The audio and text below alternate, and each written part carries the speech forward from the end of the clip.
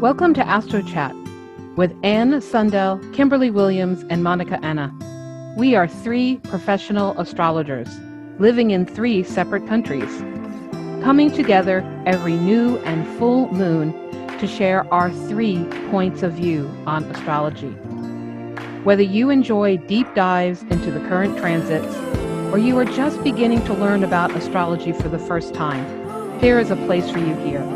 All that is required is an appreciation for astrology, along with a respect for the various traditions within it. So grab a mug of coffee, your favorite cup of tea, or any other beverage of your choice, and join us for a chat on the astrology of the next 2 weeks. Hi, everybody. Welcome back to another Astro Chat with myself, Kimberly Williams, with Monica Anna and Anne Sundell. If you go to our bio, you'll see the links of how you can get in touch with each of us. We're 3 professional astrologers living on 3 different continents, as many of you who follow us already know. And here we are talking about the next lunation.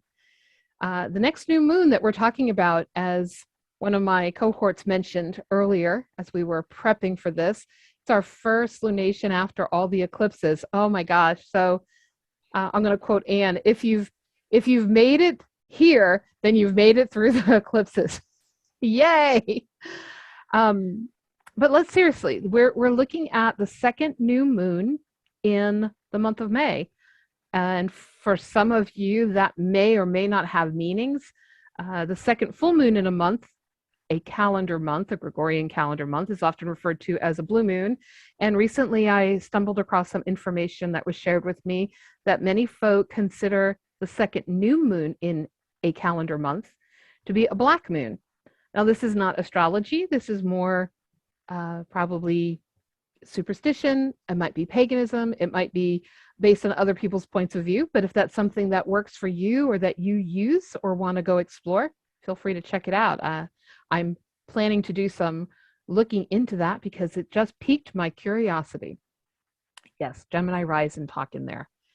So our new moon in Gemini is going to be happening on May 30th at 12:30 p.m. if we're going with Greenwich Mean Time over in the UK. 2 hours later at 2:30 p.m. for those in Finland. And here in Central Time Zone of the United States, we're looking at it much earlier at 6:30 a.m. in the morning. We're looking at some of the astro data because I know some of our folks are listening via podcast and may not have a chart in front of them. We're going to be talking today about the new moon involving the sun and the moon at 9 degrees of Gemini. We'll be exploring some of the aspects happening from 3 to 15 degrees range of Aries. We've got planets ranging from 2 to 26 degrees of Taurus. And of course, Saturn remains hanging out at 25 degrees of Aquarius. Pluto slowly transiting at 28 degrees of Capricorn. And just a little side note, it's been commented on that your chart that you run may or may not have the same designations about the stations, the retrograded stations that I have. In this chart, which I run with my Solar Fire software, we use wide orbs. I use wide orbs. I tend to use a full degree orb for a retrograde or a station, and I use 10-degree orbs for conjunctions, oppositions, slightly less for the other aspects. This is considered by, I know, many astrologers to be very wide. So just putting out there that total respect for diversity, appreciate that you may use something much tighter, or you may not use these orbs at all. But this is why, if it doesn't correspond to what you have, I guess that's one of the reasons. Just wanted to throw that in there. I'm sure we're going to discuss a little bit about orbs and stations as we go on. But first, let's talk about the fact that we have a new moon in Gemini. I love the new moon in Gemini. For me, this is always a time every year when my mind is just rushing with ideas. Often too many ideas. I want to multitask. I want to get out there. I want to be thinking and talking and plotting so many things. For me, by the time we've reached the new moon in Gemini, we're several months into the year, and now it's sort of that sense of what were the goals I set way back in January or whenever your new year begins for you? What were some of the goals I set? What's come? And now it's the let's go back and rehash and reassess.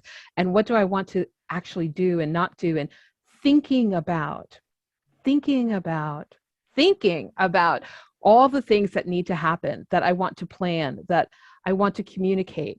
Often, this is when I'm starting to think about what will happen in the fall. What am I going to be teaching? What am I going to be writing? What am I going to be working at? All of the areas of communication. So our thinking, our talking, our speaking, our listening too can be really heightened. In fact, when the new moon is in Gemini, we've talked in many of our podcasts about how the three of us work with new moon energy, and this is a time often of falling into, deeply immersing in the energy of a sign. We can get lost in thought. And as a result, this may be a time when listening is a little more of a struggle to make happen, to manifest. I could talk at length for days about Gemini. It is a sign near and dear to my heart since my rising is there. But I'd really like to open the floor and hear what Monika and Anne have to say about their thoughts about having a lunation in the sign of Gemini. And do you want to go ahead? Well, with Gemini, I mean, we are curious of what's coming. And it's a new moon, and it's a good time to be curious and be open. We are checking what are the possibilities we have now, like you say, making plans for something that's coming. And with Gemini, I mean, there's a lot of action that is taking place in the head and in the world of in the intellectual world. Sometimes maybe not so much in the physical on the physical plane. So I'm happy that we have the other signs also represented here, like Taurus, and we have Aries, and they are taking us into action mode too, and into Earth grounding mode with all those Gemini's thoughts and seeing the point from all kind of different objective places that only Gemini can do, but also multitasking, like the ability to look at these different things. And Geminis are so skilled with that, and that kind of youthful energy that's open to new possibilities. And yeah, I get a good feeling with that new moon in this sign. Very like enthusiastic.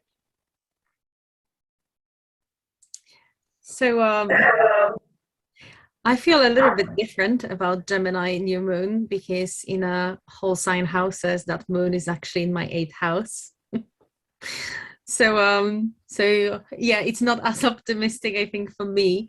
But I agree with all that you both said, that it is a bit about curiosity, about collecting information, collecting data. I mean, Gemini is an air sign, so it's very on the brain waves. You know, we're talking about thoughts and thinking more so than feeling or actually embodying it, which would be more of a feeling, the water sign, or embodying it, something with the earth sign.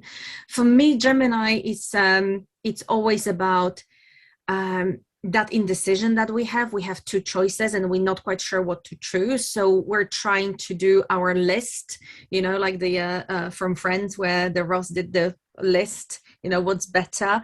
And it's very much a pros and cons list. It's very much what options should I choose, which job should I choose, which partner should I choose, you know, what should I choose for dinner, which diet to follow.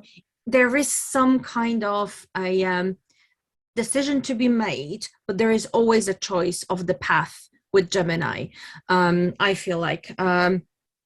And because Gemini is so curious, because the kind of the need for collecting data and understanding as much, sometimes we might be trapped too much in our heads, rethinking, you know, which decision to make. instead of actually making decisions. So, and you already pointed out at the planet in Aries, we'll talk about later. But usually when we have a lot of Gemini, I feel like we need something else to help us ground. Gemini is brilliant at networking.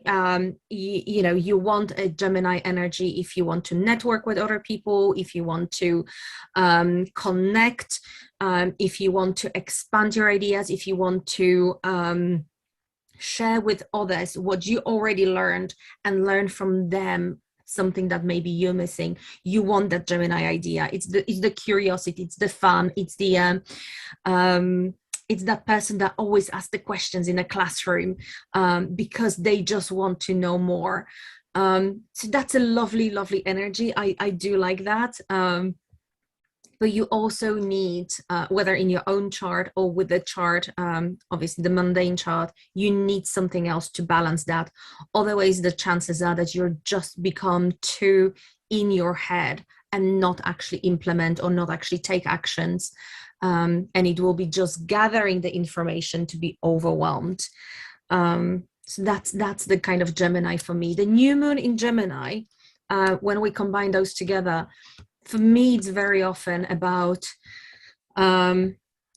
what intentions do I set on the new moon that help me gather information that I need to plan things. So depending on obviously where the Gemini is in particular chart, which area of life, I always look at the area of life of the house. It's like, okay, if the Gemini is in the 7th house, what information do I need to gather over the next month to help me communicate better in my relationships? If it's the 10th house of the career, what data, what information, what decisions do I need to make over the next month, again, to be more visible in the 10th house, to think about the career, to think about how I present myself to the world. So new moon for me, it's making decisions, making intentions for the next month to come, to use the Gemini energy, to use my connections, to use my neighborhood, to use the data that I have, to use the information that I gather to help me build that bank that I can then collect information, that I can then make a decision, informed decision. New moon for me in Gemini, it's also about connecting with others and having that authentic conversations. So looking at for a month at the quality of the communication that I have with people. Am I kind of leaning more into talking about reality TV and gossip, or am I leaning more into talking about something that enriches my life and brings that kind of nourishment for my soul? So which way I'm leaning into? Neither of them is good or bad, but I think the kind of being out of balance, it's not good. So, having a bit of reality TV sometimes is needed to give you a break. But if we lean into too much one side, it might not be as balanced. So just looking at the quality of conversations that I have, quality of people that I surround myself with. There is something interesting that someone said, I don't remember now where I've heard that, where I've read that, but that you are a sum of 5 people that you spend the most time with. And I thought it was really interesting to kind of look at the 5 people in your life that you spend the most time with, whether it's in your home. Do you mean are you spending a lot of time with your parents? Sometimes you don't. Sometimes, they're at work, you're at home, or you're at school or at work. But 5 people who you spend the most time with, and see what quality do they bring. Do they inspire you? Do they nourish you? Do they uplift you? Do they push you in the direction that you want to go? Or the connections that you have, those people that surround you, the closest one, they drag you down because they don't believe that you can do it. They're trying to protect you, so to speak, air quotes. But what they do, they really like, oh, don't do that because, you're so sensitive, you can't do that. Or you're so-and-so, and I think that might be too much for you. And they actually hold you back. So I think new moon for me is also looking at the quality of people that are within my network. and seeing, am I inspired by them? You know, do they bring something beautiful into my life? And, you know, the other way around, do I bring something into their life? You know, can I listen and communicate? And you can see new moon in Gemini, I just went with it. Yeah. And I don't think I've taken a breath.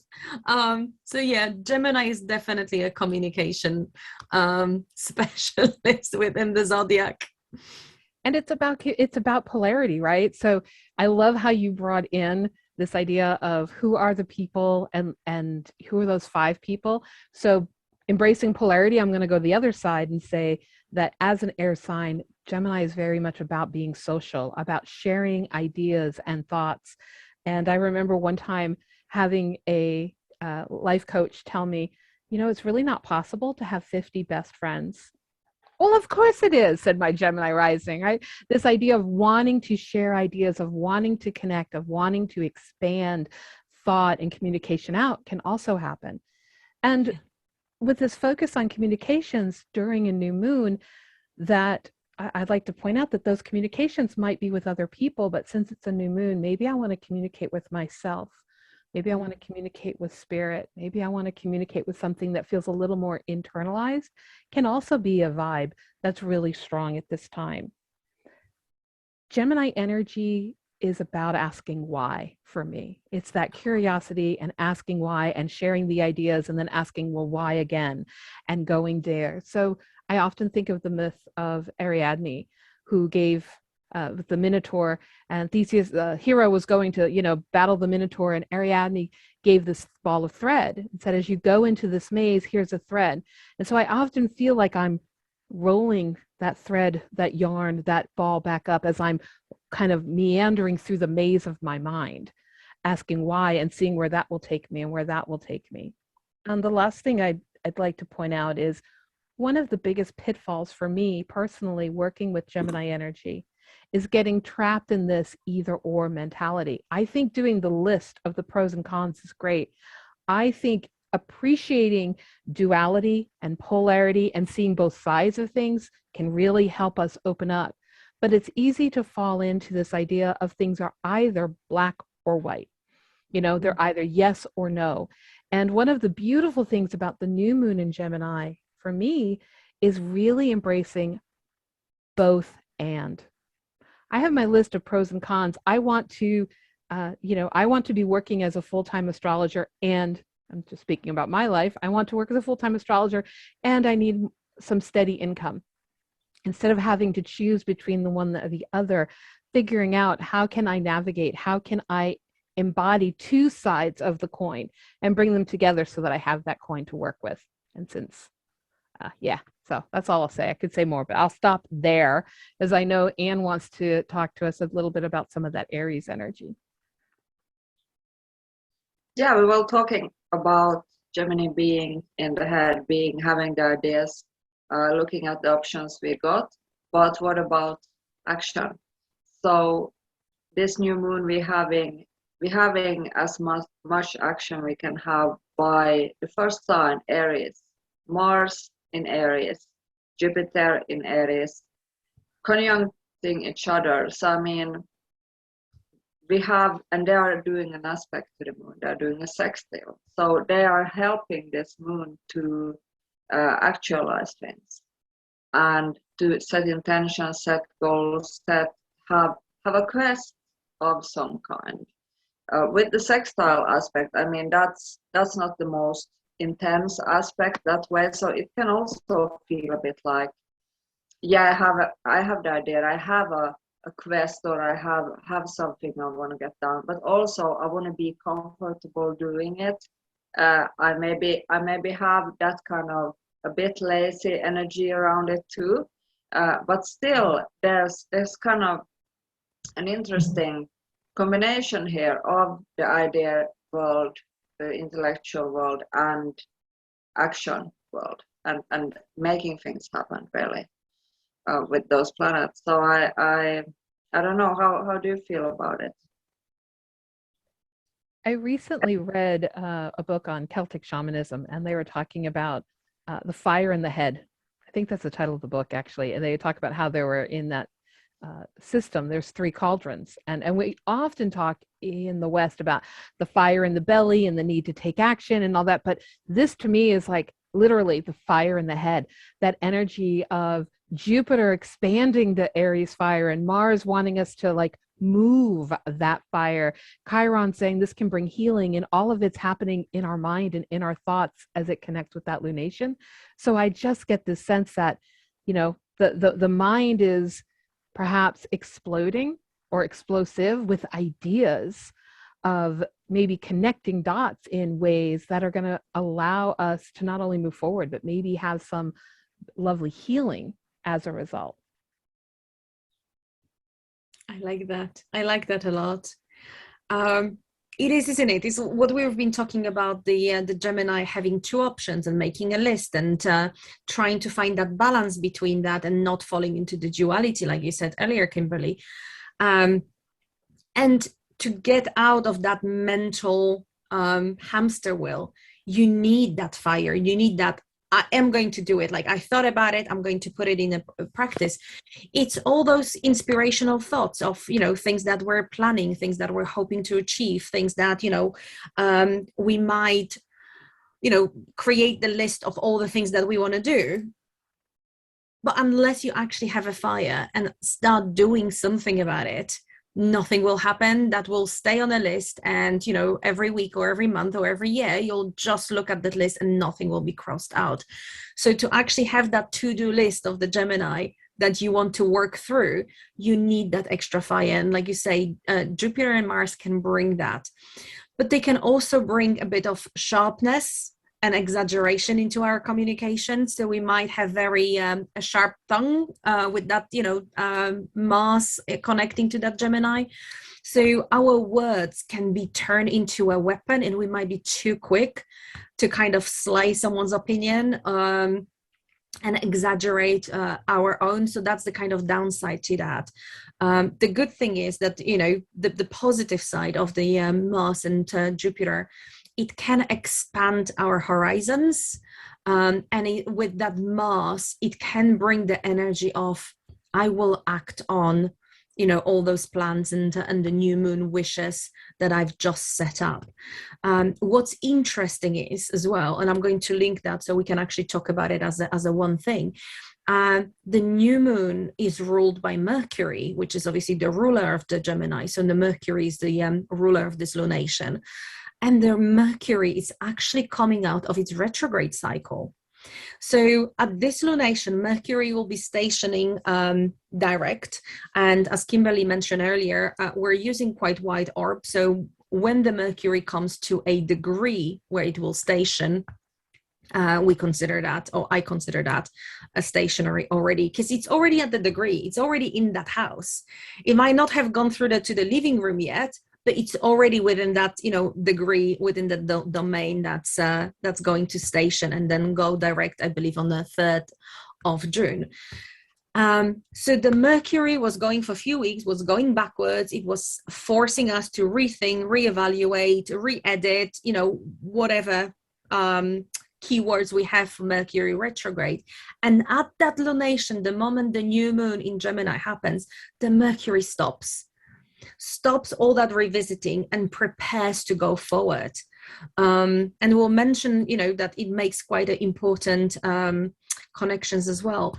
But I think that Mercury is also showing us, okay, at this new moon, when we will make our intention, when we will plan for the new month, we need to consider everything that we've learned before and use that Mars and Jupiter energy to go forward with that fire in our heads, but with the clear vision as well. What I love about fire, it's quite clear what it wants, whether it's Aries, whether it's Leo, or whether it's Sagittarius. It's usually that kind of clear pinpoint, this is what I want. And I think that's what it will bring as well. The Mercury kind of done all those weeks of researching and recharging and rechanging or whatnot. Now it's stationing, and it can use that energy of Jupiter and Mars and say, okay, I have a clarity. I've done my research. I have a clarity of how to move forward. So I think those kind of work quite well in that. There's always a downside, so not a negative Nancy in this trio, but there's always a positive and a negative aspect to any archetype of any energy. We can use it in a way that it builds, or we can use it in a way that it destroys. And again, sometimes destroying is a good thing, and building up might not necessarily be a good thing. So time will tell. But I think in a positive way, we have that clarity because we've done the work. So if we've done our Mercury retro well, this new moon can literally give us the clarity and action and the fire to actually put our thoughts into work. I love that. You get a feeling of, yeah. Go on. No, say that again, Anne, because I think I spoke over you. So go forward. No, I just get a feeling of, I just see as a vision a person that, when you're going to run the race and you're waiting for the clock, you're kind of there, and you're kind of impatient and you're waiting for the time. That's something about the time in this chart, timing of the events, with that retrograde Mercury, with Uranus, with the Mars and Jupiter, also the fire energy that can also be very enthusiastic, but also a bit burn itself out if it's too fast. So I just think about what timing do we choose to do this plan and to start this plan, and how do we proceed with it?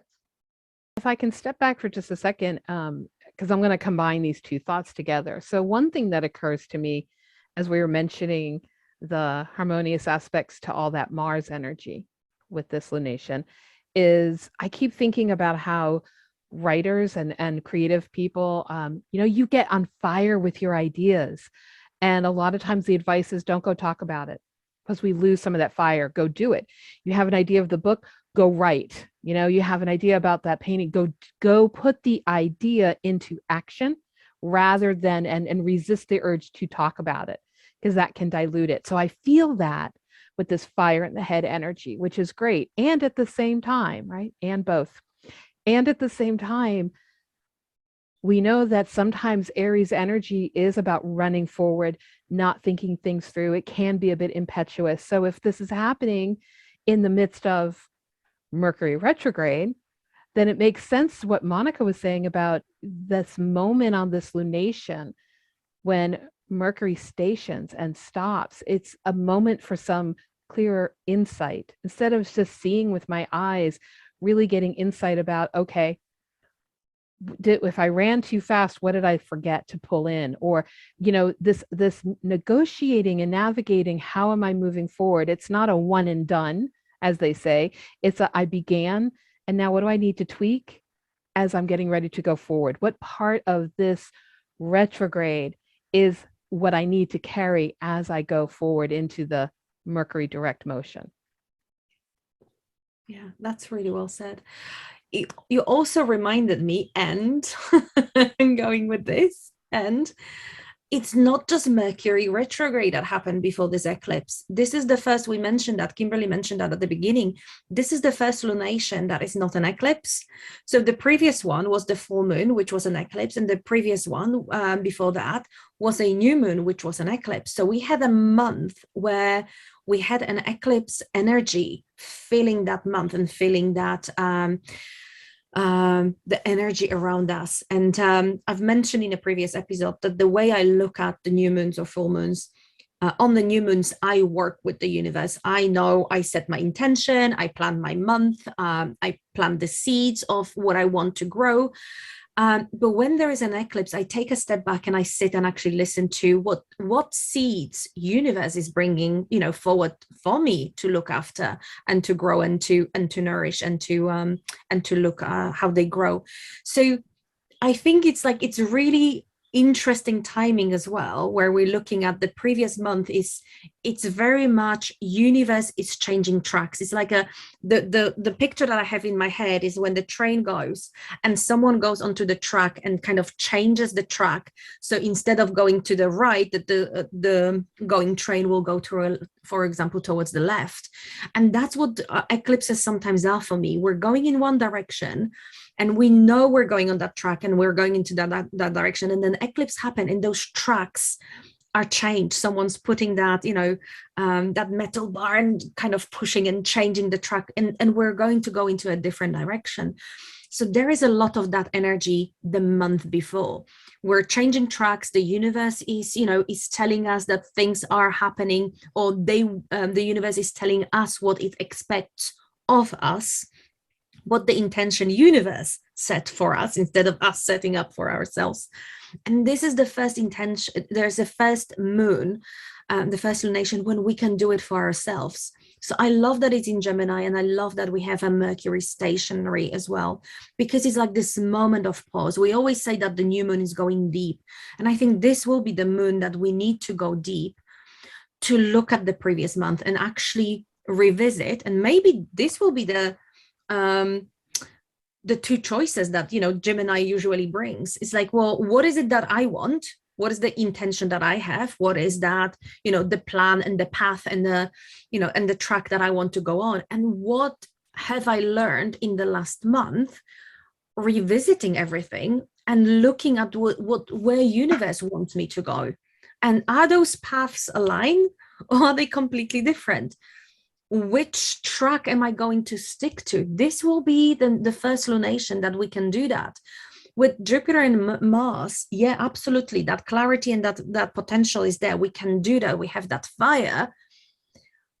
But we need to use that Mercury, I think, and kind of step back a little bit and say, okay, which track am I on? Mm-hmm. And with that, again, the Uranus is just hanging around there all the time. That Mercury is close to the North Node, and it's close to the eclipse from the 16th of May. I believe that eclipse was on the 25th degree, so it's close to that degree as well. So again, it's like, what happened unexpectedly in my life over the last month? What kind of news, information, situation, people kind of appeared in my life unexpectedly with that Uranus, with that eclipse energy? And how does that impact the choices, very Gemini, the choices that I will make at the new moon, and the intention that I'll set for the track to go forward? Yeah. And we're recording this, to be transparent, right? We're recording this about a month ahead-ish, give or take. We're in the middle of eclipses right now. We're in the middle of those two lunations that precede this chart. And so before we started recording, the three of us were sharing there's a lot happening in our worlds. There's a lot of choices to be made. And if I think about it for a moment, it's really hard for me to have clarity, to stop and have insight in the moment, because in the moment, it's all about change and flux and intensity, as eclipses are.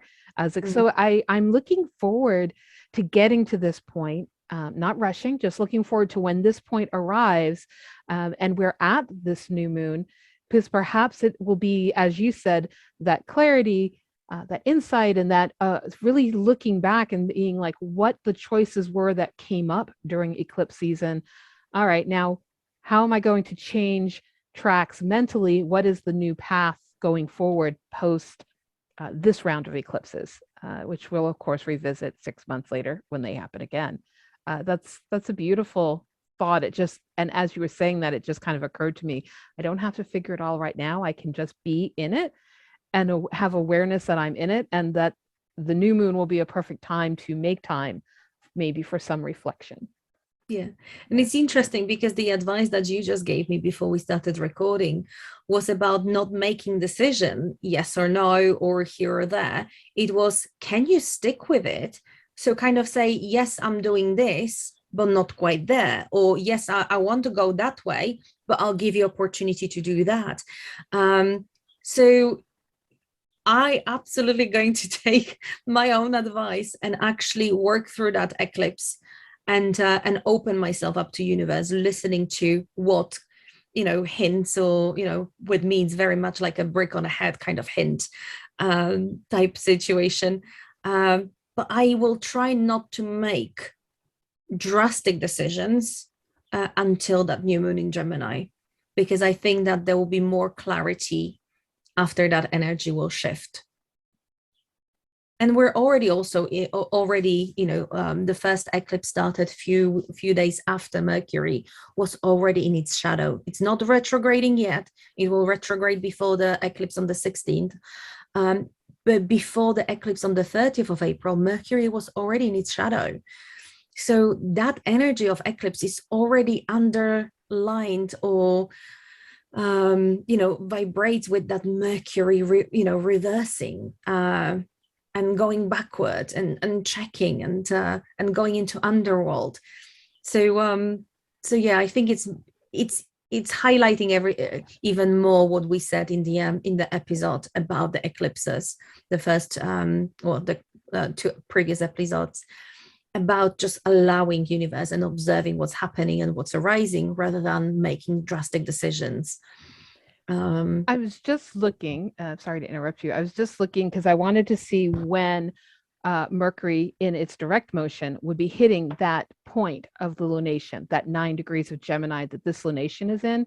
And so I just had it and I lost my spot. There it is. So it'll be in June on the 22nd, give or take, that we see that. And I'm just curious because, I don't work a lot with minor aspects. I'm aware of them, but I don't use them a lot. But when we're one sign away, like that Uranus at 16 degrees of Taurus, one sign away is a minor from the moon, is a minor aspect. And often my understanding of that is it's something that's sort of in our periphery. It's something it's hard for us to see, that we may sense, and its energy could be there. Y'all might work with these minor aspects more than I do and know more, but it just kind of hit me that, well, if all of this is happening kind of in my periphery, I sense something's there. I'm now at this moment of this lunation starting to have some clarity or insight that just a few weeks later, when we get out of that post shadow, as will be the time more or less that Mercury is hitting in the end of June, hitting that 9 degrees, will be really interesting to see sort of what comes to fruition or what comes to light in our consciousness. And when making these decisions and plans, maybe also we can see on what parts we can multitask. We can combine different things that in a new way that we didn't maybe think about before. So it's like a puzzle here that you need to really check the pieces, how you're going to get it in a very mercurial way together, with a bit of Uranus bringing some surprises in between. Well, and before we started recording, you mentioned obviously the aspects that Mercury does to the outer planets, and that is interesting in itself as well. Yeah, let's go even deeper into the Mercury discussion. Yeah, we have Mercury that's doing a square to Saturn. That's also going to start to be stationary here. And then we have Mercury doing a sextile to Neptune, 25 degrees in Fishes. And then we have also Mercury cooperating by a trine with Pluto, 28 degrees of Capricorn. So here we have some bigger forces at work also through this very intellectual planet being grounded in Taurus right then. So we have like really some stable energy, and maybe also some structural energy with Saturn. Still we have inspiration through Neptune, and we also have transformation with Pluto. So these three big trees here are very involved in this Neptune. Mercury retrograde. Yeah, I like that. Sorry, go on. No, I was ready. What do you like about it? I like that the the big planets, the big energies are also involved with the ruler of this lunation. So not necessarily with the sun and moon itself, but with the planet that rules the moon and a sun, welcomes them in his own home. And that planet then have those conversations with Neptune, with Saturn, with Pluto. Again, it just kind of brings another layer of everything that we've been talking about. If we had that, if we survived the eclipses, if we had universe telling us, different options and giving us the unexpected turns of events, unexpected paths popping up, from we're walking one direction and then there's a door open, a window open for us to look through. Suddenly we have options to rethink our dreams, again, discuss what foundations do we have for them and what needs to transform, to take the energy of the eclipse and use that Gemini new moon to go forward. I don't know, I feel like those big energies are hanging around there, and it's interesting how they all kind of lined up. Pluto in Capricorn and Saturn in Aquarius and the new Neptune in Pisces, how they all lined up. And as Mercury moves in, talks with all of them, they mix those energies, they mix those archetypes with each other. So we have not just communication with, or gathering data, but gathering data about our dreams, gathering data about, the structures that we want to build. And again, Pluto is like, well, which data is transformational and which is not? Or relationships, if we want to talk about, again, Gemini is all about the relationships that we have, and communication with others in relationships, or what, like Kimberly lovely said, with ourselves. So what dreams, what, boundaries or fears are holding us back, and what needs to fall apart to give us something else? And I think I am looking forward to this new lunation, because I think it will give us a bit more clarity and a bit of fire, but also will make those decisions of like, okay, I've done that month of eclipse, I've done that month of retrograde. I know what needs to fall apart, what needs to die, so to speak, the very Plutonian way, what needs to be buried in the underworld, for me to build strong foundation for a new dream. That's my positive spin on that. This is positive as a Scorpio rising is going to get, right? And yeah, I think I just feel that this is really pointing toward the future. It's like we are really looking ahead now, and to be able to also leave behind the eclipses and the lessons we learned from that, and really focus on where are we going now? What are my new plans? What direction am I taking with also these outer planets aspecting Mercury and the outer axis, the North Node, and its direction.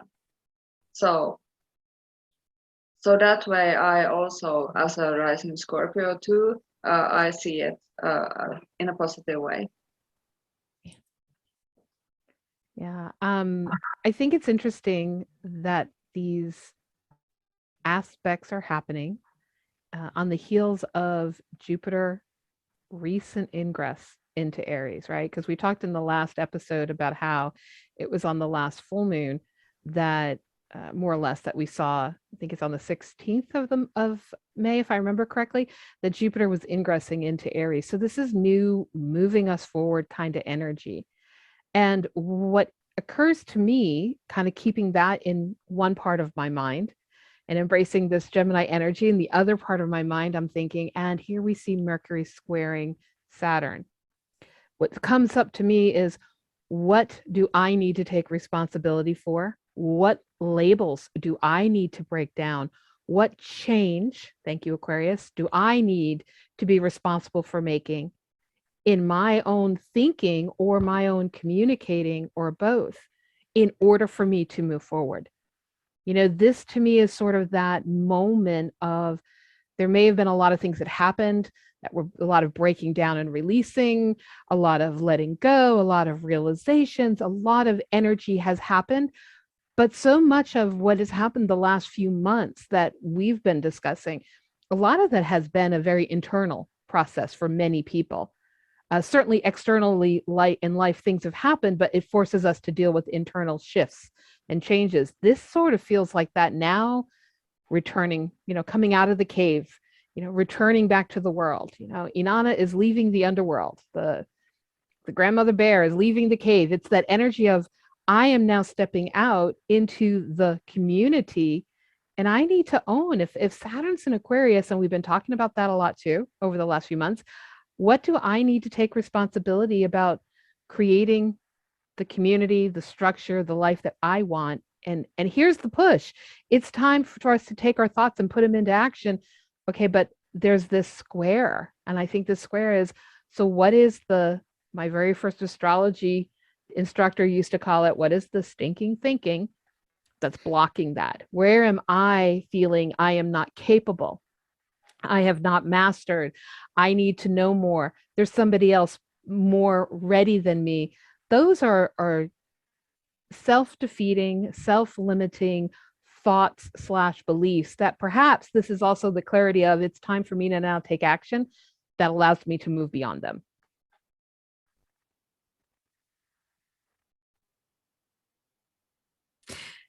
And what I'm going to say now, actually, I will move straight into our tips for this new lunation, because I'm going to use everything that you just said, all those questions. I'll rewatch it. I'll write those questions because they are really cool questions to journal on. I mean, Gemini is such a, kind of mercurial thinking, thing. I will be journaling. I will be writing a letter to myself. I'll be definitely putting down everything that happened the previous month and trying to do a list of, all the things that maybe changed, came out of the blue, suggested that something, and maybe doing a list of pros and cons. But what I will do, I will review this episode. I'll take the questions that you just asked and write on them as well, because they might give us a good idea. Those major planets, they kind of feed into that mercurial lunation. So what are the dreams? What is this responsibility that I need to take, like you just said? Which part of my life transformation has to happen, and how can I allow it? How can I use that mercurial energy, that Hermes energy that could go between heavens and hell, that I can move between those places and not get trapped in any of them? How can I transform my life through that and using that energy positively? And definitely reviewing the eclipses, because they are coming back. On October 25th, we will have another eclipse in Scorpio. That will be the solar one. And then on November 8th, we will have another lunar eclipse, this time in Taurus. So those questions will come back at the end of the year. I think the new moon in Gemini sets the scene beautifully for rethinking, reviewing what happened this month. How can we use the Neptune, Saturn, and Pluto energy during this for helping us? I'm repeating myself now as well, but helping us think about our dreams and visions and longings, setting foundation for them, taking responsibility for our dreams. And allowing transformation to happen when it needs to happen, allowing the universe to give us the seeds that need to be planted instead of us telling universe what we want to plant. So yeah, that will be my tip for this lunation, to rethink this episode, take some questions that speak to you, and maybe journal on them. When it comes to my tip, I would like to bring in Jupiter and Mars and ask you to look at 3 and 4 degrees of Aries. Where do you have it in your chart? In what house? and think about, do I have a quest here? Do I have a new plan here? How do you want to go forward and proceed with this? And at what pace do you want to do it? So this is a possibility to start something new in that area of life. That's my tip. Both of those are great. Mine is, if all of this energy about the Gemini lunation and the Mercury retrograde is overwhelming us with words or thoughts, or there's too much communication in our head, to perhaps embrace sound instead of words. Go hold some silence, go outside. What is the first sound you hear is one technique. Doing a sound bath with a gong or a singing bowl, putting on some relaxing music, air, energy, chimes, maybe flutes, embracing the energy of air and sound, maybe just chanting, right? That idea of stilling and calming our mind and also being in our mind, feeding the fire in the head. And after that, opening up to what is the thought, the idea, not necessarily just words, but what is the idea that fills me, that inspires me? And since we are at a stationary, I would add to that, what is the thing that frightens me? How am I going to move forward, taking action with this? If we can see or address what is holding us back, be it that Plutonian fear or a Saturnian limitation, then we'll know the path forward. We'll be able to come out of that cave. That's awesome.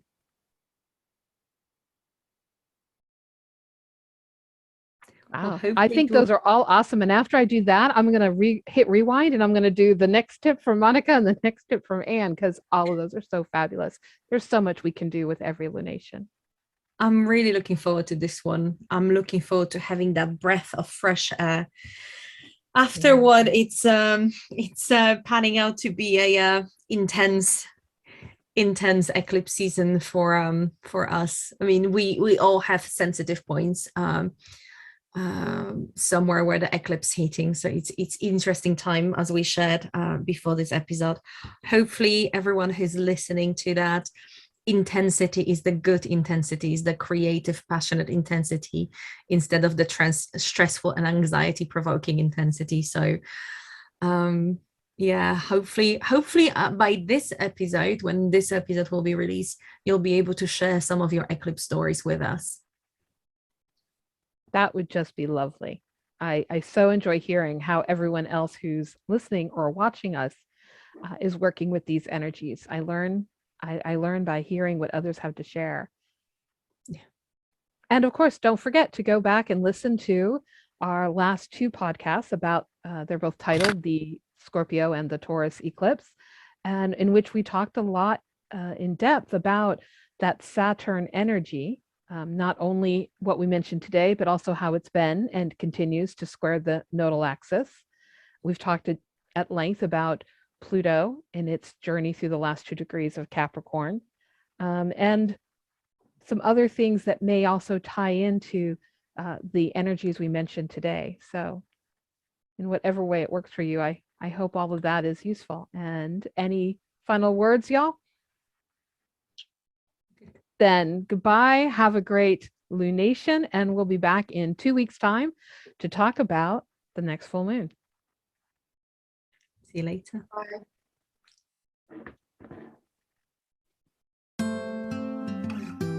Thank you for joining us in this week's Astro Chat.